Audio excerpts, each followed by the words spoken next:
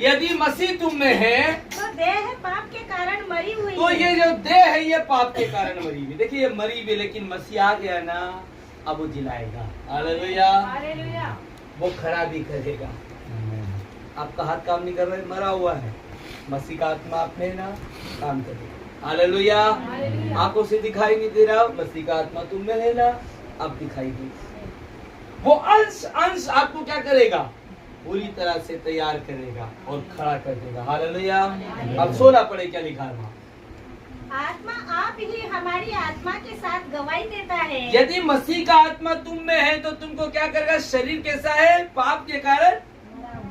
लेकिन यहाँ पर बाइबल कहती है 16 में कि हाँ, फिर से पढ़े, आत्मा आप ही हमारी आत्मा के साथ गवाही देता आत्मा है आप ही हमारी आत्मा के साथ गवाही देता है कि हम परमेश्वर की संतान हैं।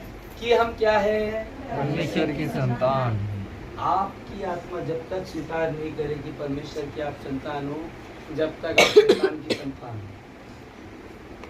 जिस दिन आप आगे कार्य करते हैं, जैसे आप वचन में पढ़ते हैं, विश्वास करेगा तो तू और तेरा घराना क्या करेगा? उद्धार पाएगा।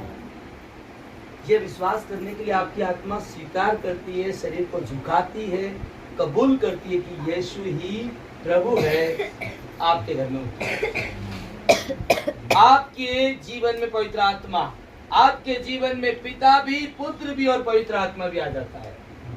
हाँ, उसको पूरा करें। हाँ, आत्मा आप ही हमारी आत्मा के साथ गवाही देता है कि हाँ? हम परमेश्वर की संतान हैं, और यदि संतान है तो वारिस भी। यदि संतान है तो हम क्या है? वारिस। भी।